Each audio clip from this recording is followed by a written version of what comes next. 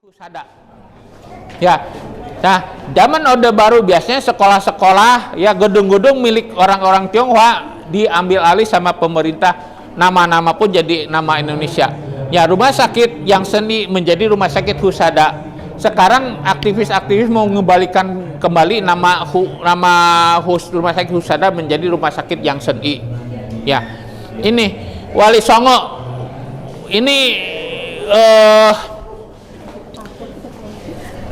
Ini informasinya sekarang masih dalam perdebatan, tapi yang jelas ada Tionghoanya. Jadi Wali Songo beberapa itu Tionghoa. Ya. Yang pasti satu. Jadi pada saat itu biasanya rajanya di sini dengan raja yang di Tiongkok sana kerjasama. Ya, sembako tentang kain tentang pedagang. Ada rajanya di Tiongkok sana mengirim anaknya yang namanya Ong Tin buat nikahkan dengan raja di sini. Ya, jejaknya sekarang ada di Cirebon.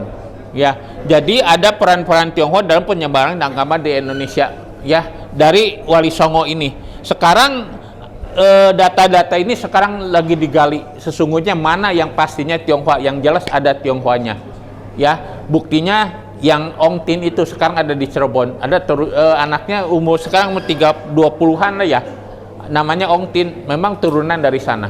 Ya, ini menteri-menteri dalam kabinet yang Tionghoa, orang Tionghoa yang berperan di kabinet dari zaman Soekarno sampai Jokowi. Biasanya di zaman Soekarno ya, mereka masih pakai nama 3, Ong Eng Di, Xiao Giok Chan, ya, Tan Kim Leong, Oi Cutat. Ini zamannya Soekarno. Ya, tapi di zamannya Soeharto nama-nama Tionghoa harus diganti nama, ganti pakai nama Indonesia. Seperti ayah saya lahir di Tiongkok sana, saya lahir sebagai WNA.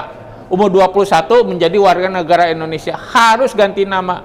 Tapi saya nggak mau ganti nama, ganti nama mata saya tetap sipit.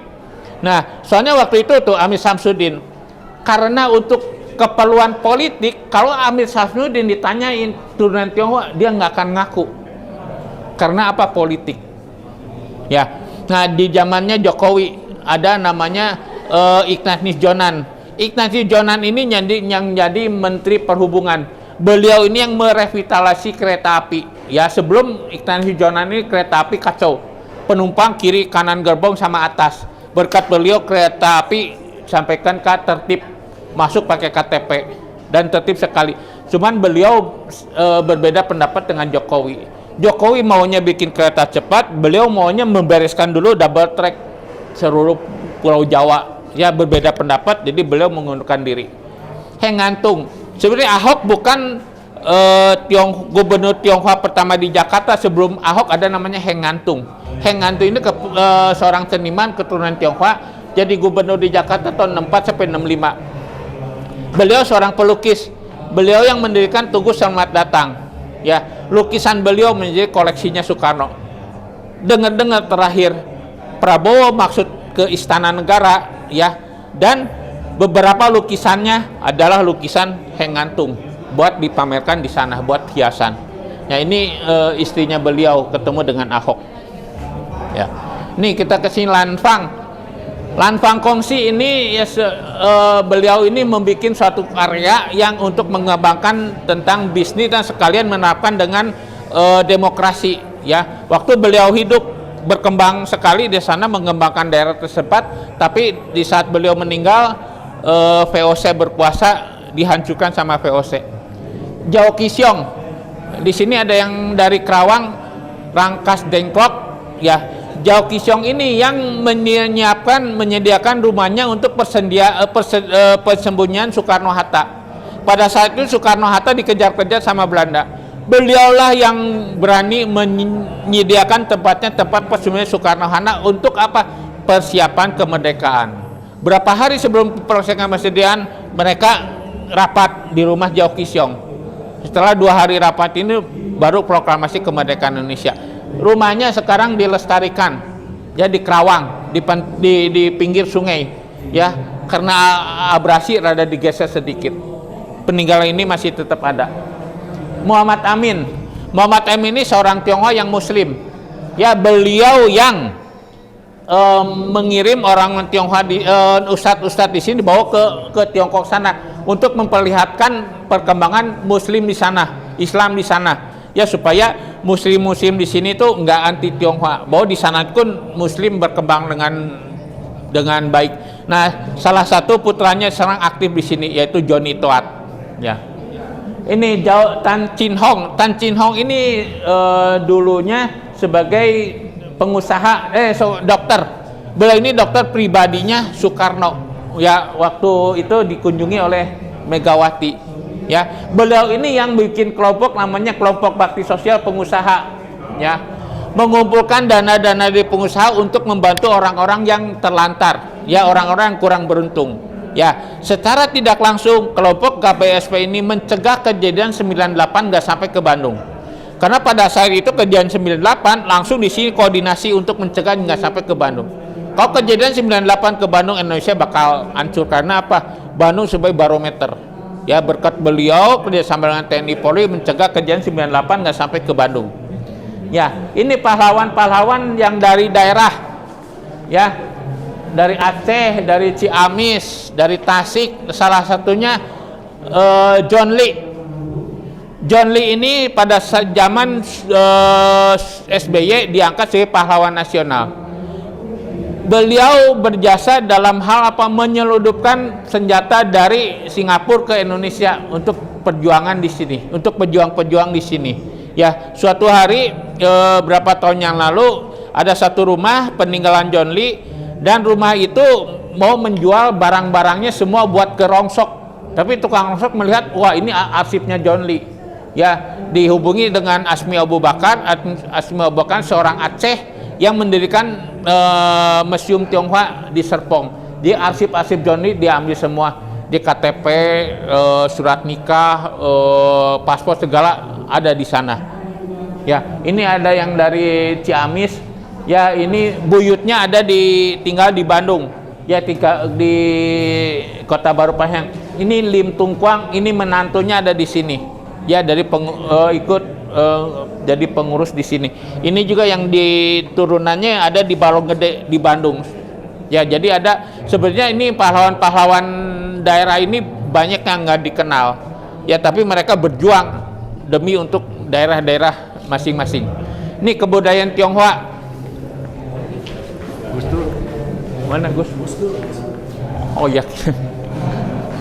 Nih, hari-hari besar kebudayaan Tionghoa. Ya, hari besar kebudayaan Tionghoa ini biasanya dilambangkan dengan makanan. Dan biasanya orang Tionghoa itu memisahkan antara kehidupan dan kematian.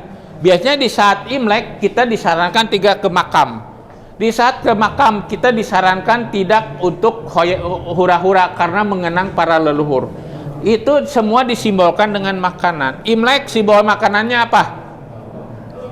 Dodol, betul. Dodol simbolnya apa? Manis dan lengket. Agar keluarganya manis dan lengket. Cap gome lambangnya apa? Lontong cap gome. Lontong cap gome di Tiongkok sana nggak ada. Adanya di sini, udah akulturasi budaya di sini, lontong cap gome. Nah, ini cengbeng. Cengbeng itu harinya kita merawat makam. Biasanya 5 bulan 5 saat mulainya. Kenapa 5 bulan 5? Karena mengikuti penanggalan matahari, karena saat itu ada permulaan musim panas. Dan waktu kita sembahyang ini biasanya ini bukan tahayul, hanya simbol. Ya, ini kue yang kembang ini kalau nggak kue mangkok lambangnya lambang berkembang. Mie lambang panjang umur. Apel lambang kesejahteraan. Jeruk lambang kekayaan. Tapi biasanya pisang. Kalau pisang lambangnya Pak, lambang menyembah. Ya, begini. Dan biasanya pisang itu lambang kerukunan karena banyak anaknya. Nah, ini ada kue namanya kueku. Ya, kueku itu kura-kura lambang panjang umur. Dan ini ada daging yang isinya 3 macam binatang, ya, melambangkan 3 alam. Ayam melambangkan binatang udara, ikan melambangkan binatang air, babi melambangkan binatang darat, melambangkan 3 alam. Itu ada simbolnya artinya. Ikan artinya apa? Kita harus punya prinsip. Ikan hidup di laut. laut airnya asin, tapi ikan nggak ikut asin, kecuali dibikin ikan asin. Nah, terus ayam, lambang apa? Kita harus rajin. Kita harus bangun pagi, jangan keburu dipacok ayam. Nah, terus babi lambang apa? Lambang kemakmuran? Enggak, lambang serakah, segala dimakan. Ini pecun. Pecun adalah 5 bulan 5 Imlek. Ya, saat itu adalah saatnya matahari dengan bumi itu tegak lurus. Diklaim sebagai bumi dapat berkah yang luar biasa dari matahari. Dan air yang dipakai mandi saat itu dipercaya sebagai air yang berkahnya luar biasa. Ya, dan tanaman obat di padik saat itu adalah tanaman obat khasiatnya yang luar biasa. Nah, pada saat itu 5 bulan ini ada satu kejadian. Ada seorang pahlawan pejabat ini namanya Chien. Chien ini ngebela masyarakat, dicintai masyarakat, ya, cuman dihianati oleh teman sekitarnya. Raja lebih percaya ke teman sekitarnya daripada ke dia. Ya, jadi dia memilih antara kehidupan dan kebenaran, ya, daripada dia hidup dengan banyak kepalsuan. Lebih baik dia memegang kebenaran, meninggal kehidupan. Jadi dia bunuh diri, ya, di danau Milo, ya. Setelah bunuh diri, masyarakat dan temannya mencari mayatnya, nggak ketemu, ya. Untuk supaya ikan-ikan nggak makan mayatnya, dibikin tabung diisi beras, cemplungin ke danau itu agar ikan-ikannya makan beras itu, jadilah bacang. Ya, ini pecun, ya, lambangnya bacang. Dan biasa pada saat itu karena bumi dan mataharinya tegak lurus, gravitasinya kuat, telur bisa berdiri, ya. Dan diadakan lomba perahu naga. Lomba perahu naga ini udah sifatnya internasional, udah seluruh dunia ngadain. Ya, ini musim gugur dilambangkan dengan kue bulan. Ya, itu ronde, karena pada situ tengah musim dingin, jadi dia bikin ronde supaya anget jahe. Jadi sebetulnya kulturasi bahasa, kulturasi bahasa sebetulnya sudah masuk sejak zaman dulu, dan ini salah satunya adalah bahasa-bahasa yang memang keseharian yang sudah ada. Kemanapun kita berada di seluruh dunia, kalau namanya beca, ya beca, pisau, ya pisau. Di Jakarta, lu gue, masih ingat? Lu gue itu juga itu juga bahasa dari Tiongkok yang diinkulturasi ke daerah kita. Jadi ini bahasa-bahasa yang ada juga sudah masuk ke bahasa Indonesia, ya. Ada yang tahu namanya sampan? Sampan, perahu, gitu, ya. Kalau kita lihat juga sekarang dari budaya, sekarang budaya yang sudah mulai agak sedikit berkurang, salah satunya adalah wayang potehi. Ini sekarang sudah hanya ada di sekitar Jawa Tengah. Dan kiranya boleh kita lihat juga nanti belajar wayang potehi. Ini satu-satunya peninggalan budaya Tionghoa yang masih dipopulerkan oleh teman-teman, saudara-saudara kita di daerah sekitar Jawa Tengah. Ya, kalau Xiangqi saya udah nggak bisa ngomong lagi, teman-teman adik-adik lebih jago Xiangqi. Xiangqi apa? Catur gajah, ya. Di YDSP di sini kita setiap hari Sabtu kita belajar. Nah, salah satu yang menarik sebetulnya kita langsung ke 5 unsur dari elemen kebudayaan Tionghoa itu selalu ada berputar, selalu ada kayu, api, kemudian tanah, logam, dan air. Kebetulan kalau saya sekarang di bidang medis, ini semuanya dipakai. Medis timur dan medis barat itu berbeda. Salah satunya, kalau medis barat itu kan cuma mengenal 4 patogen atau sumber penyakit, ya. Sumber penyakit medis barat itu virus, jamur, bakteri, satu lagi parasit. Ini jagonya medis barat. Tapi medis timur mengenal ada namanya angin, kelembapan, kemudian juga kelembapan dingin, kelembapan panas, api, dan sebagainya. Jadi kalau misalnya kita sakit kepala, di medis timur harus dilihat dulu kepalanya bagian mana. Kalau kepada bagian pinggir, itu sebetulnya bukan penyakit, sebetulnya gaya hidup. salah satunya adalah tidur lebih dari jam 10 malam. Kenapa? Karena si ususnya masih kerja, masuk ke lambung, lambungnya kuat, masuk ke jantung, jantungnya kuat, ke paru-paru, kemudian tenggorokannya mudah haus. Ya kan, kalau begadang kadang-kadang masalah dengan gigi, masalah dengan pendengaran, suka mendenging ke arah bagian samping. Jadi sebaiknya mengikuti alam. Jadi alam ini selalu berputar. Makanya di unsur Tionghoa itu terkenal dengan namanya yin dan yang. Di dalam yin ada yang, di dalam yang ada yin. Sama dalam kehidupan juga. Sejahat-jahatnya orang selalu ada kebaikan. Sebaik-baiknya orang mungkin ada jahatnya juga.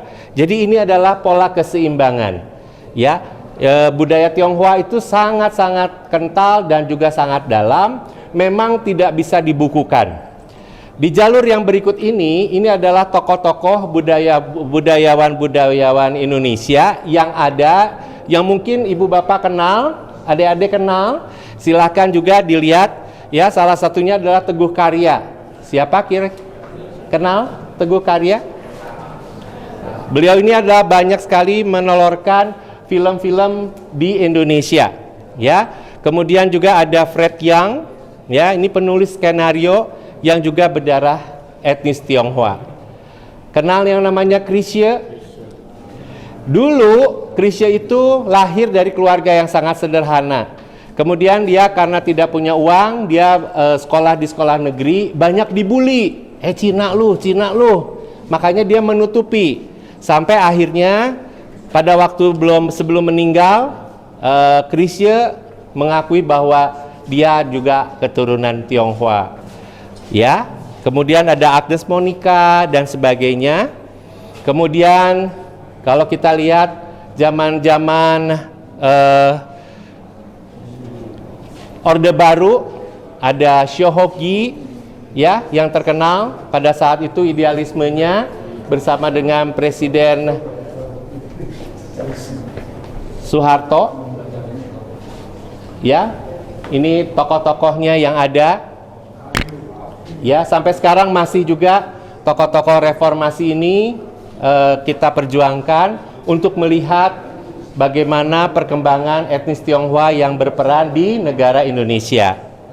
Kemudian kalau kita lihat di sini juga tokoh, salah satunya di bidang medis. Kalau di Bandung ada Rumah Sakit Kebonjati. Ini adalah pendirinya, yaitu Dr. Tan Ping Yi. Kemudian juga ada Dr. Un Bun Ing. Kemudian kalau kita lihat di sini yang terkenal Dr. Lee. Ini adalah rumah sakit apung yang pertama dan mungkin baru satu-satunya. Ini juga peran beliau sampai akhirnya pernah kapalnya rubuh, kapalnya karam. Kemudian dia dengan biaya sendiri dia membangun. Kenapa? Karena ingin memasuki wilayah-wilayah Indonesia yang sangat-sangat terpencil. Oke, kalau kita lihat di sini juga ada beberapa tokoh-tokoh seperti Tan Cheng Bok. Mungkin ibu bapak kenal. Tokoh-tokoh, adik-adik belum kenal ya. Dulu filmnya terkenal. Kemudian Ateng. Di sini ada, bisa dilihat bareng-bareng. Ya. Kemudian ini adalah pelukis yang terkenal yang juga lahir di Indonesia, Lim Man Fong. Ya. Bisa dibaca sendiri. Kemudian juga ada Kwek Tek Hwa. Oke.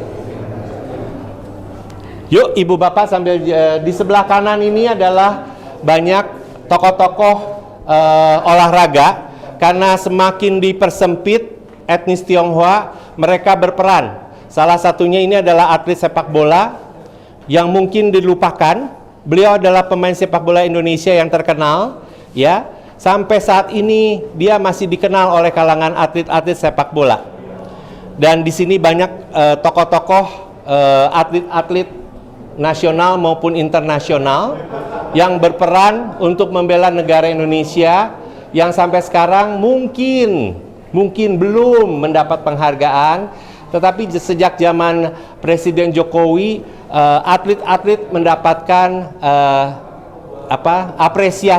apresiasi yang sangat dalam. Ya, sebelumnya mereka hanya memikirkan dunia olahraga dengan biaya sendiri, juga pengorbanan dari keluarga.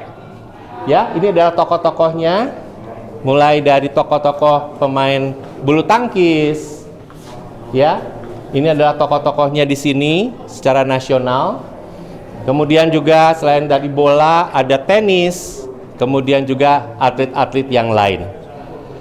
Oke, yuk silakan kalau ada yang mau kenal, yang mau tahu. Siapa yang kenal dengan si buta dari Gua Hantu? Pernah dengar? Ini pendirinya, ya, Bapak Hans Rianto Sukandi. Ini adalah tokoh-tokoh dari imajinasi beliau yang sekarang difilmkan, yang mungkin ya adik-adik mungkin belum tahu juga sejarahnya seperti apa. Beliaulah yang mendirikan, beliaulah yang memberikan, menciptakan semuanya. Oke, yuk kita sambil jalan ya. Kalau tadi sudah jalan-jalan ke area Gedung Sate, kemudian apa lagi? Gedung Merdeka sudah ya. Sebetulnya banyak sejarah-sejarah yang tertutup. Yang membangun Gedung Sate, yang membangun Gedung Merdeka, kemudian viaduk, ini salah satunya adalah Lim Agoh. Lim Agoh ini tinggal di Suniaraja, Jalan Suniaraja, Bandung, ya. Dan ini adalah peninggalan beliau, ya. Dia mendirikan karena waktu itu dia berperan sebagai kontraktor atau enemer, ya. Oke. Nah, kemudian kalau kita lihat juga, saya salah satu korban nggak bisa masuk perguruan tinggi negeri. Ternyata pada waktu kita melihat sejarah di sini, ITB itu dilahirkan dari 5 orang, ya 4 orang itu salah satunya adalah 4 orang ini adalah etnis Tionghoa yang belajar ke Belanda. Dan ini adalah salah satu pendirinya, ya. Sampai sekarang masih diberikan apresiasi. Pak Sucipto adalah cucu dari salah satu pendiri ITB, ya. Dan ini mereka mendirikan salah satu bangunan tertinggi di Sumarekon, Bandung, 17 lantai, diperuntukkan untuk membangun penelitian struktur, penelitian research dan juga science. Ya, sampai sekarang miliaran rupiah juga sudah diberikan kepada orang-orang atau mahasiswa-mahasiswa ITB. Kita juga harus patut bersyukur sekarang handphone atau alat-alat komunikasi seluler lainnya itu hanya karena berkat dari seorang Sutanggar Tengger yang memberikan presentasinya di depan DPR, dan beliaulah yang mendirikan yang namanya satelit Palapa. Masih ingat?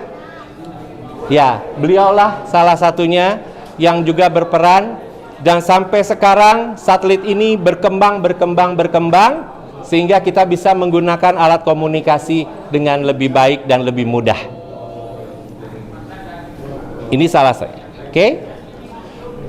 Nah, kalau di Bandung itu ada yang terkenal namanya Ketuk Tilu. Itu adalah perbudayaan budaya Tionghoa dan juga Sunda yang dipelopori oleh Bapak Tan Deseng.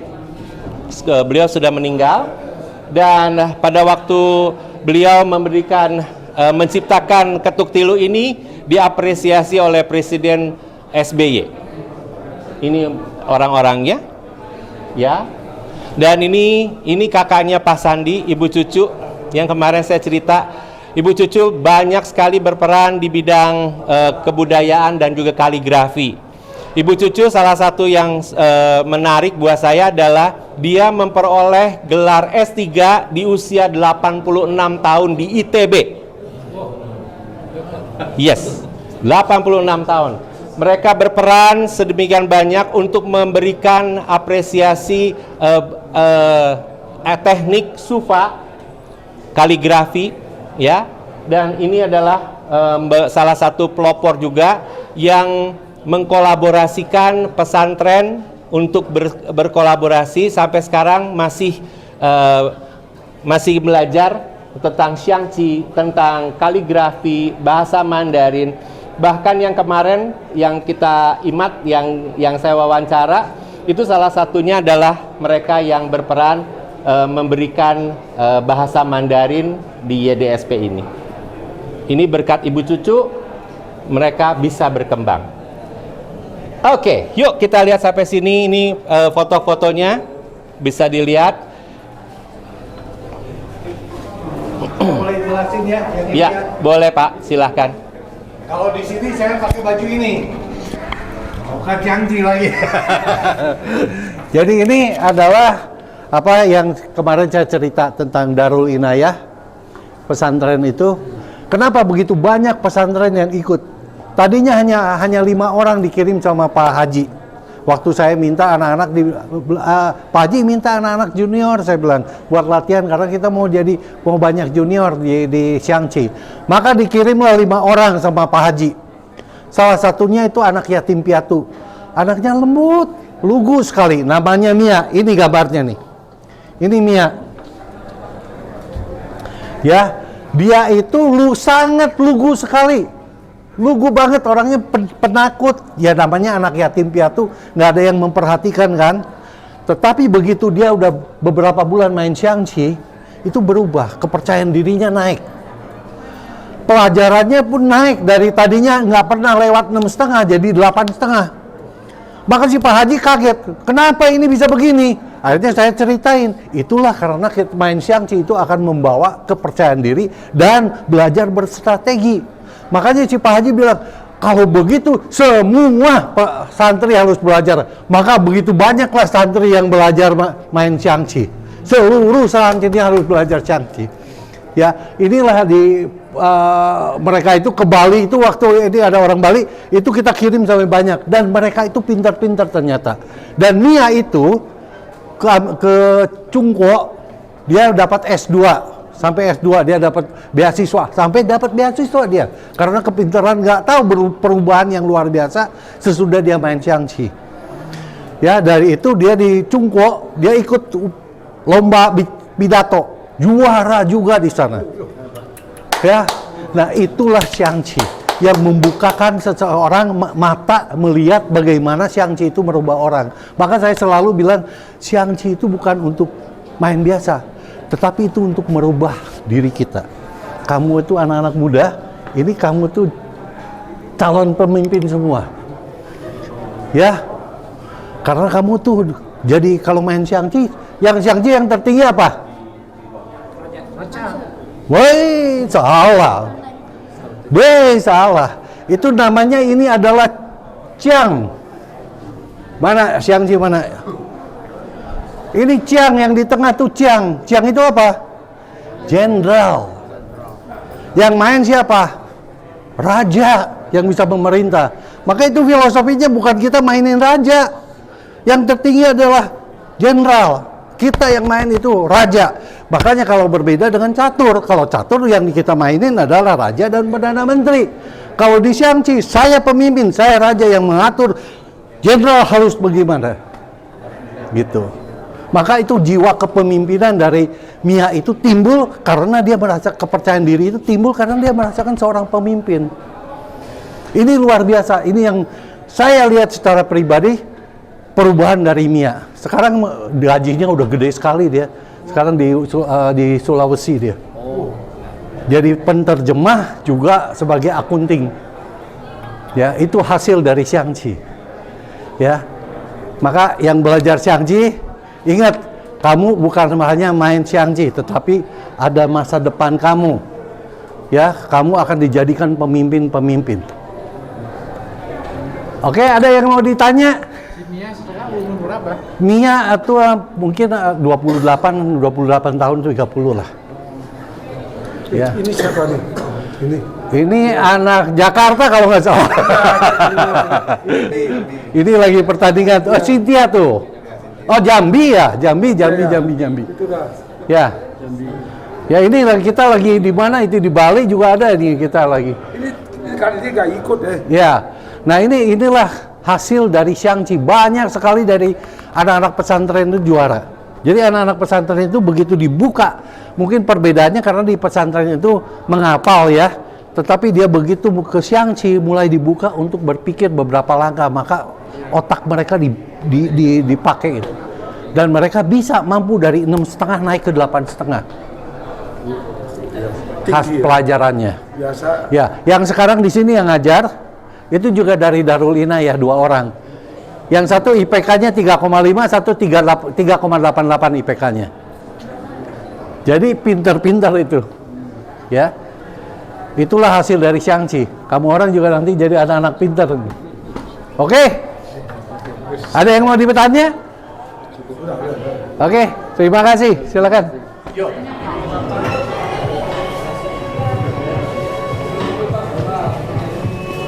Arya Prasasti untuk mengabadikan nama-nama donatur yang telah berjasa sehingga pembangunan pusat kebudayaan Indonesia Tionghoa dapat terwujud. Area Hall utama sebagai area komunitas. Yerna udah 5:30 rapat. Ruang kelas untuk belajar seni menyeduh teh, xiangqi, kaligrafi, Chinese painting, beberapa alat musik tradisional Tionghoa, dan masih banyak lagi. Ruang museum merupakan dokumentasi sejumlah perjalanan panjang suku Tionghoa di Indonesia yang turut memperjuangkan kemerdekaan dan membangun Indonesia dalam berbagai bidang. Museum ini memaparkan adat istiadat dan kebudayaan yang kini telah melekat di bangsa Indonesia.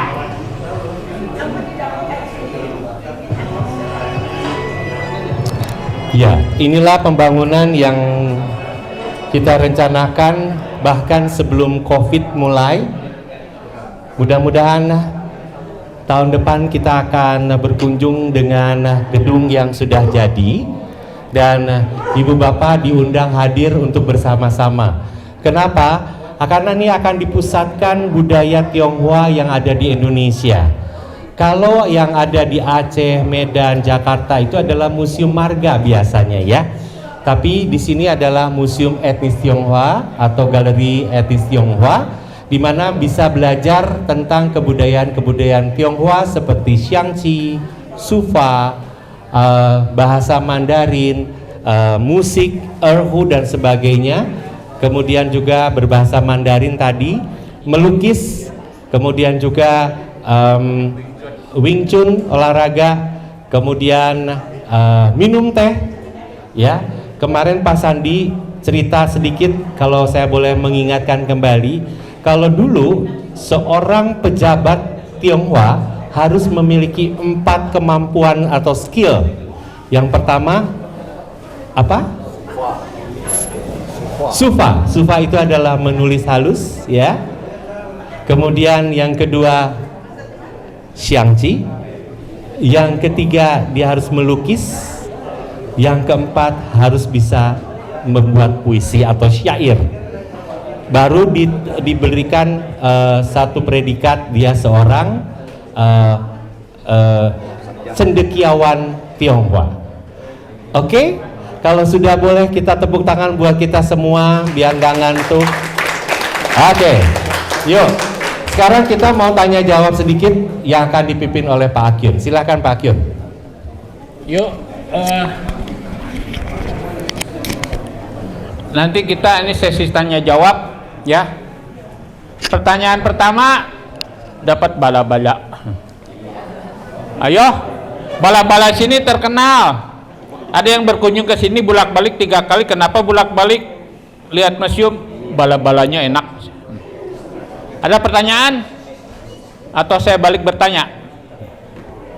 Ini banyak keturunan Tionghoa ya. Saya bertanya, apa filosofi orang Tionghoa? Katanya orang Tionghoa pinter dagang, katanya orang Tionghoa pinter gimana, pinter apa?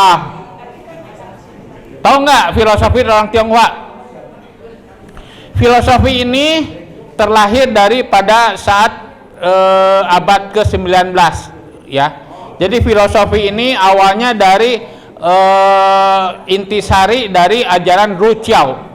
Ajaran Ruqiao ini ajaran kuno yang dari Tiongkok sana. Apa itu filosofinya? disebut Pak Te 8 kebajikan.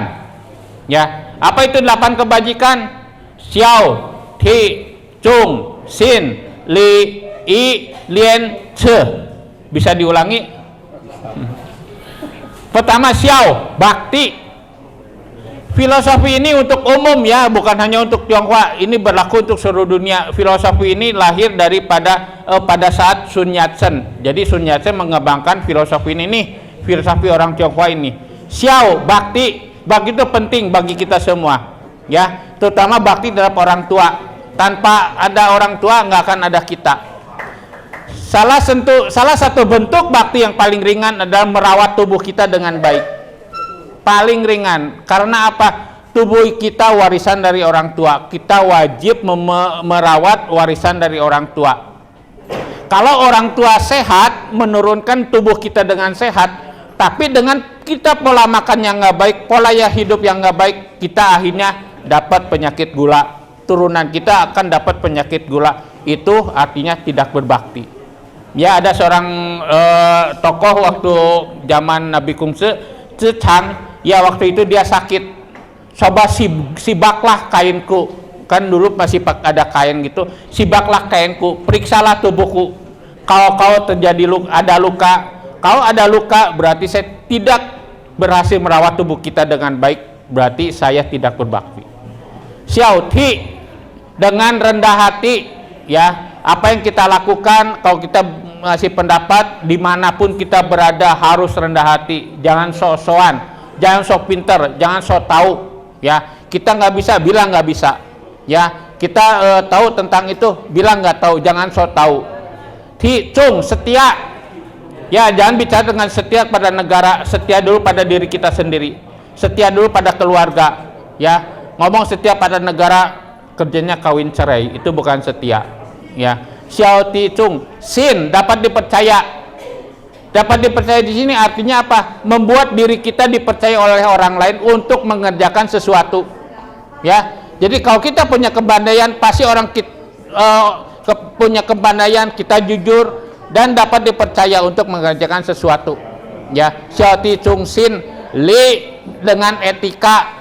Ya, etika berangkat dari mana? Berangkat dari keluarga. Ya, kita harus mendidik anak dari awal di rumah untuk beretika, taat hukum. Ya, ada sekarang banyaknya anak-anak umur 12 tahun sama orang tuanya suruh diajar motor. Dengan bangganya di belakang motor, anaknya disuruh bisa nyetir motor. Itu nggak bener. Ya, berarti anaknya sejak awal sudah diajarkan melanggar etika. Ketika melewat lampu stopan, diterobos, lampu merah, biarin, gak ada polisi ini. Anaknya mau jadi apa? Akhirnya tawuran. Karena apa? Dia udah biasa melanggar hukum. Karena papa saya biasa ngelanggar hukum, nggak dianggap hukum itu aturan. Xiao Ti Chung Xin Li, I, kebenaran.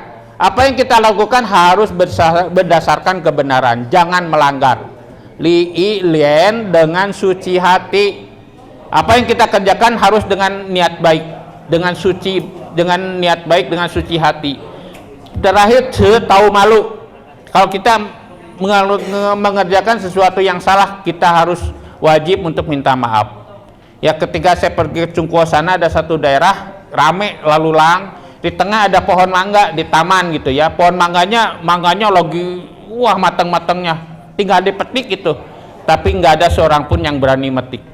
Saya bertanya, nggak ada yang metik itu mangga, kamu mau metik, nggak malu kamu? Ya, jadi ada rasa malu. Xiao Ti Chung Xin Li Lian Zi. Nah, berhubungan dengan 8 kebajikan itu, biasanya orang Tionghoa itu ngasih salam dengan pai. Pai itu nggak sembarangan, hanya pai-pai gitu, angpau gitu ya. Pai ini ada caranya dan ada artinya, ada simbolnya. Kalau laki-laki, 4 jari kanan ditutup 4 jari kiri dan jempolnya berbentuk huruf jen. Kalau laki-laki kanan ditutup kiri, kalau perempuan kiri ditutup kanan, karena berbeda yin yang.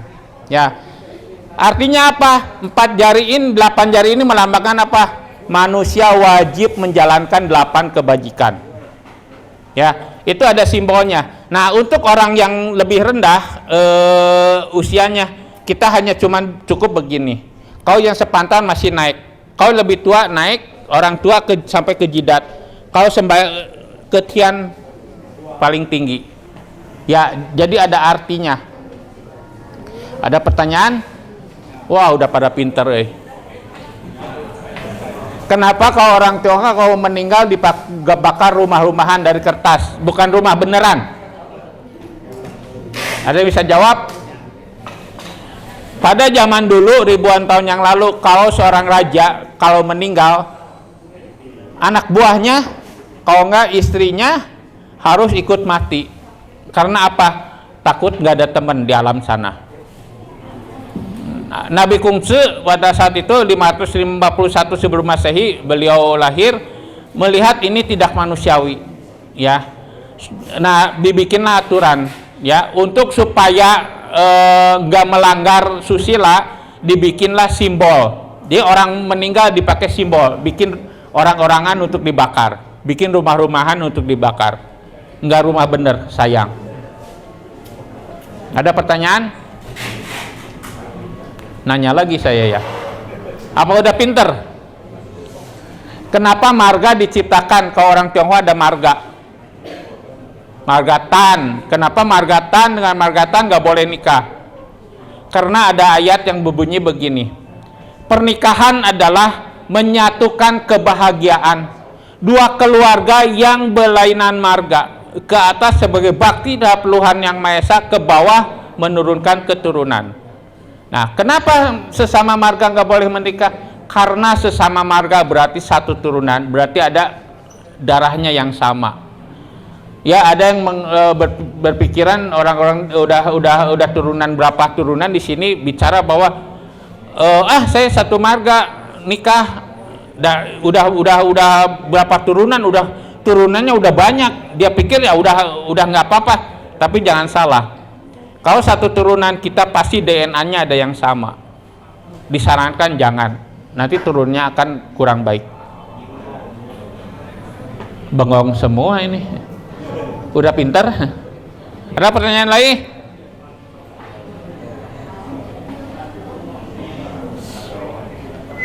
Ada pertanyaan lagi? Ayo, pertanyaan hubungan dengan budaya Tionghoa. Kalau pertanyaan bisa saya jawab, saya jawab. Kalau pertanyaan yang nggak bisa saya jawab, mari kita sama-sama tanya ke Mbah Google. Ada? Sekian saja? Nggak penasaran? Ada yang tanya. Ya. Penggunaan kata itu di awal kata, misalnya kan kalau nama saya Tahir Mulyadi, marga itu takwin misalnya, itu penggunaannya itu di awal aja atau akhirnya aja gitu? Biasanya di awal. Oh, untuk semua nama? Ya, jadi marga ya. Sebenarnya marga di dunia itu berasal di Cungkuasana ada 600 lebih. 600 lebih. Cuman di sini kita hanya ada 100. Karena apa? Yang terutama yang ada di Bandung. 100 marga. Kita setahun 2 kali kita sembayang. Ya. Jadi di situ ada papan marga, nanti kita foto di sana sama-sama. Ada pertanyaan lain?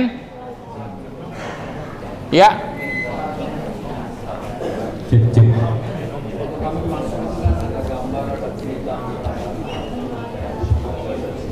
Waktu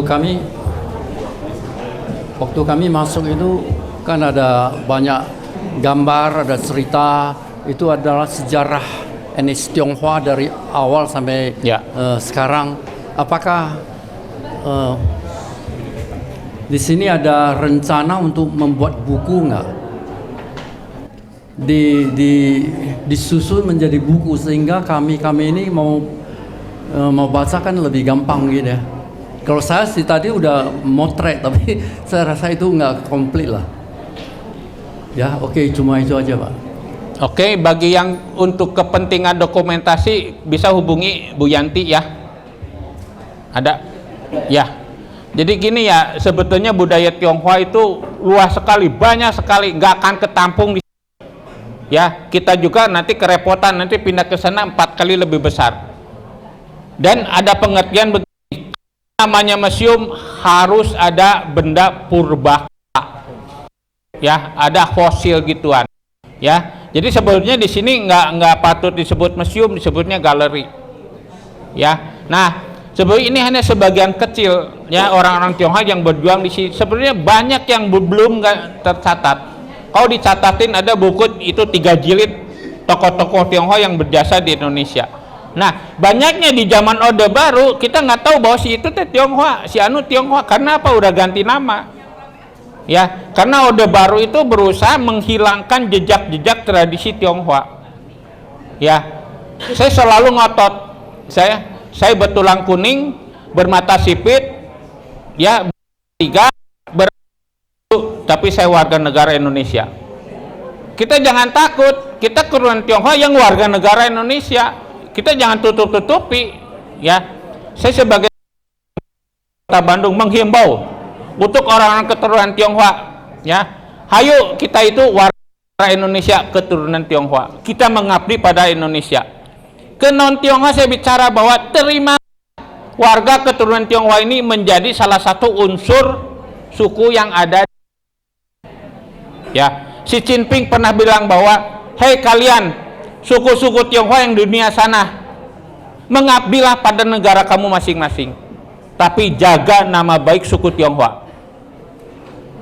Jadi nggak harus diharuskan mengabdi ke Tionghoa sana, ngapain? Kamu warga negara Indonesia, berjuanglah di jaga nama baik suku Tionghoa.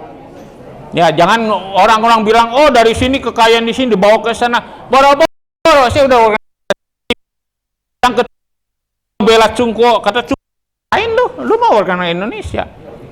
Ya, jadi di Indonesia itu bermacam-macam suku.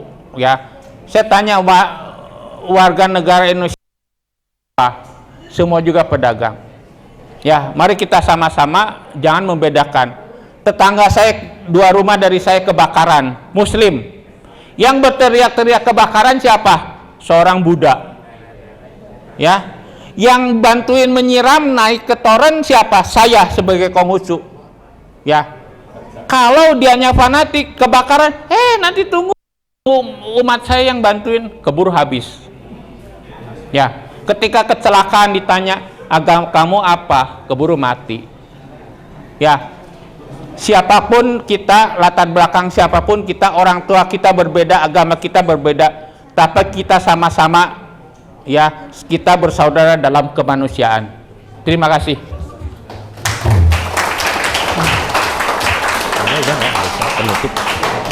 Nanti Bapak boleh ketemu saya ya Pak ya. Oke, kalau tidak ada pertanyaan, kita akan foto semuanya di ruang Karuhun. Ya, sekali lagi ruang Karuhun itu bukan vihara atau kelenteng. Nah, bedanya apa nih? Vihara dan kelenteng. Ada yang tahu? Ada yang tahu? Yang tahu dapat hadiah nih. Vihara dan kelenteng. Oke. Sama aja Pak, ada yang kelenteng besar juga. Oke, ya, jadi nanti kita akan turun ke ruang Karuhun. Sekali lagi satu pesan juga dari saya kepada adik-adik, ya, kepada adik-adik saya, jagalah orang tua kalian sampai akhir hayat. Tolong jangan dibuang ke panti jompo. Itu dosa besar. Oleh karena itu dirawat. Seberapa besar kesalahan, seberapa besar kekelaman masa lalu itu dikubur, itulah orang tuamu. Jangan dibuang. Sekali lagi terima kasih sudah hadir, dan teman-teman kita undang nanti ke galeri Tionghoa yang ada di sana. Tahun depan mudah-mudahan kita akan berkumpul di sana. Kita sekarang turun ke ruang Karuhun, dan satu lagi saya minta ruangan ini tadinya bersih, mohon sampah dan lain-lain bisa dibawa pulang atau dibuang di tempatnya. Oke, kalau sudah tidak ada, boleh kita berikan tepuk tangan buat panitia yang sudah hadir. Terima kasih. Silahkan, kalau yang kuat silahkan turun tangga. Yang tidak kuat boleh juga pakai lift. Ya, sekali lagi liftnya agak-agak sedikit problem sebenarnya. Kalau bisa turun pakai tangga. Kita ke ruang Karuhun untuk foto bersama. setelah itu pulang ke hotel. Di ruang Karuhun itu ada 100 marga, barangkali ada marga Anda, boleh foto-foto di sana. Terima kasih, selamat sore. Siapa kita? Indonesia. Siapa kita? Indonesia. Versi Indonesia. Luar biasa.